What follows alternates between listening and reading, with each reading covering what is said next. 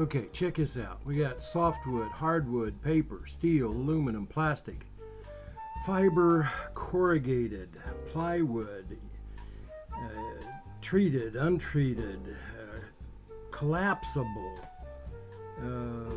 some painted and some unpainted, some that are good for you and some that are bad for you. There are so many types of pallets and names and builds and so forth. All I want to do is I show a few different ways in this video to how to tear them apart.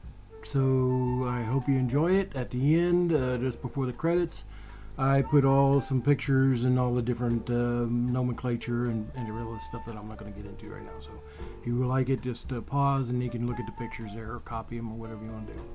So please like, share, and subscribe. Thanks much. Bye.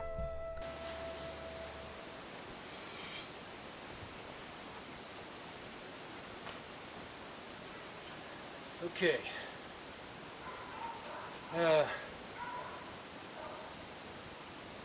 Some of you saw how I showed how I used my Sawzall. I'll show you that again here in a minute. But I wanted to go through, I was going over through the internet and I wanted to take a look at all the different ways people are doing this. So I thought I'd try a few things. One with some are using a saber saw. I don't have a saber saw, but basically what they were doing is it's a handheld saw, vibrates up and down, and you can use it for doing curves and everything, but they just go along the edge here and cut all the boards where they connect to each other. Now that's okay if all you need is a bunch of short boards. If that's your projects and it's requiring just short boards, then nothing, no problem, and you can cut them out. The downfall to that is they're all short boards. The upside is you don't have any nail holes, you don't have any nails to pull, so forth like that. Another downside is that you're gonna take, if you want those 2x4s in there, you're gonna have to take them out anyway. So that's okay. It just depends what all you're looking for, what you want to do. Another is with a hammer and pry bar, which I just happen to have right here. And these are two like pallets, so I'm using, they're all the same thing no matter what I do with them. But basically taking the pry bar, putting it down in here,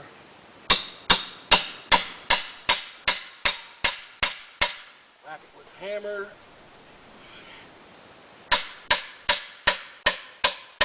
now obviously there's some bigger pry bars that might be a little better.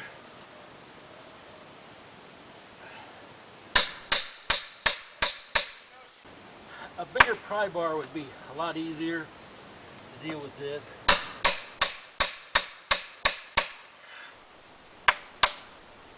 It will work, and like I said before, if that's all you've got, then by all means, that's what you want to use. Just get that pry bar in between two pieces of wood and work it. The more you work it, the less chance you have of splitting any of the boards.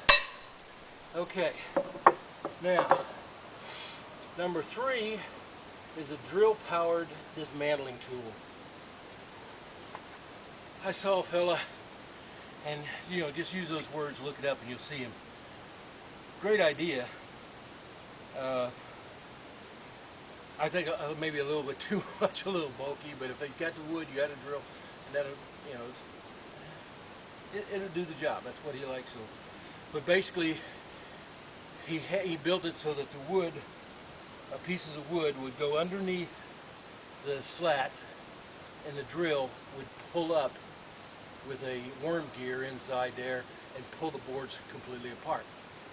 Very ingenious, smart idea, good way to do it. That's one way. The Sawzall, let me show that to you, how we do that real quick. Hope this is all in frame. But I got a, let's see here, I'm going to turn this around this way. But Sawzall and a construction blade pretty much cuts through everything. It's easiest, probably putting this up on a table would be the best way to go about it and work it. But get in between the boards. Actually, let's go this way.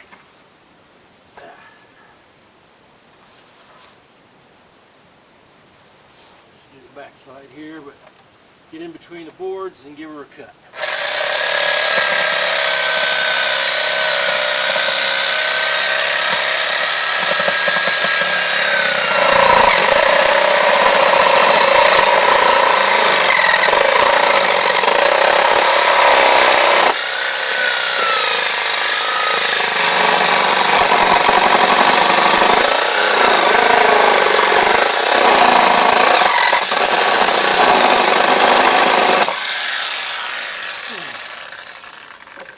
Guy online did that a whole lot better than I did. I'm sure he had a better saw. Now I like, that's a good blade to use, but in this case I like to use a metal blade, a steel cutting blade.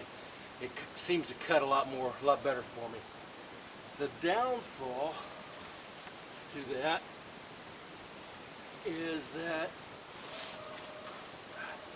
it depends on how good at it you get.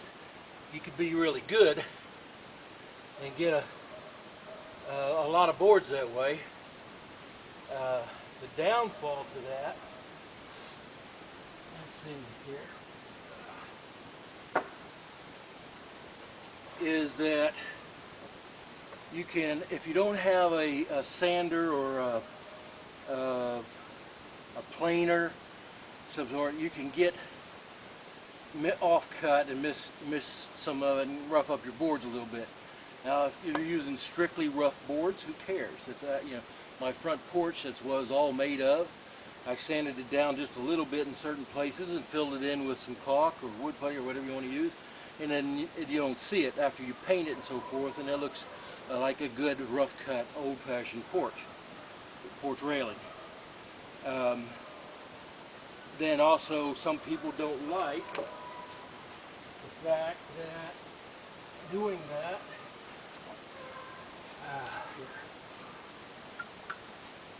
it leaves, you know, these nails haven't been cut out, I'll show you why, but it leaves the nail holes in here, the nails themselves, and you see the nails and maybe that bleeds or anything, what you're looking for.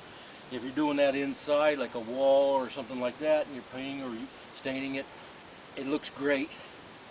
But then again, it could cause you some problems later on too. So anyway, that's another way of doing it.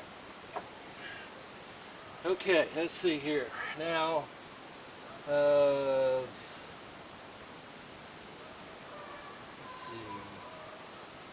Okay, another fella I saw takes two 2x4s, which technically these are real 2x4s, and the ones that you buy are not. They're a little shorter. But basically you just put it in between the two, raised them up,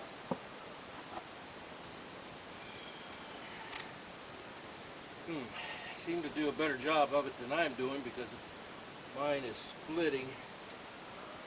I don't know. I don't like that working that way too well. Plus, some of these places it doesn't exactly fit. Let's try. Yeah, that don't fit. Here. Maybe if you got some smaller 2x4s. But there you go. Now that popped the nails through the board and denailed it pretty much on its own. Let's see how well.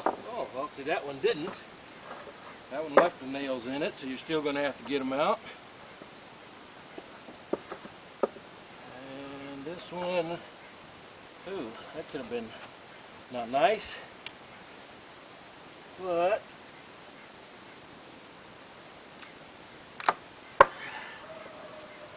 there. Okay, see that one pulled the nails through also, the middle one didn't, both ends did, but didn't give you a real good board there. That could be fixed, but if you don't want to fix that kind of stuff, not good. Okay, so now, okay. Another one was taking a board and a hammer, and if you have big enough hammers, you can get that board down in here and start smacking on them and pounding them away. Now, if you need to lose as much weight as I do, that's probably a really good deal, because you're going to be swinging and you're going to be going at it. But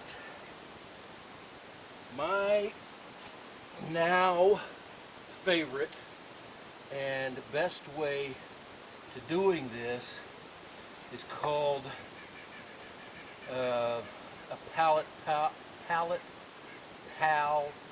or pallet bar, pallet pry bar, something to that effect. And basically, it looks like this. Now, I'll put the link down there as to where I got it and so forth. It came without this bar here. Basically came like this. Got a tie-in bolt. Some of them, when I thought that I was getting, had a little bit more angle there, but this turned out it works okay. Actually, I'm kind of glad I didn't get that angle. Almost straight up and down worked a little better, as this one is. So basically, you let me see here. I had a better bar somewhere, but anyway, put this in here like that. I'm not going to crank down on it right now for our purposes, but you noticed how much time it takes to do all of that through all of the other projects.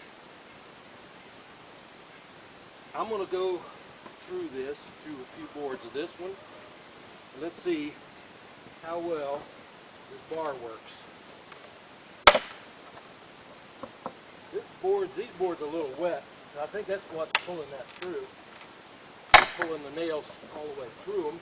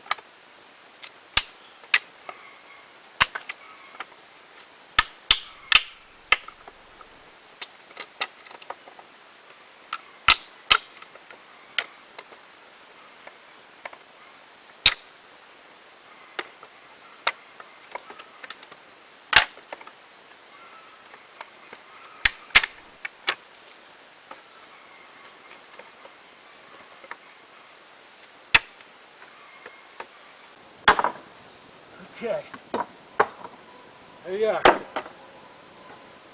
Whew.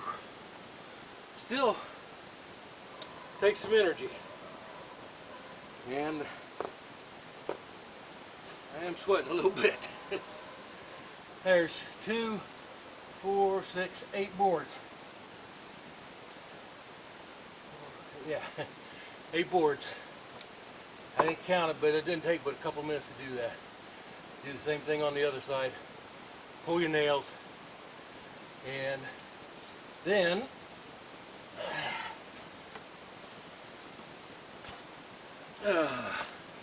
you'll have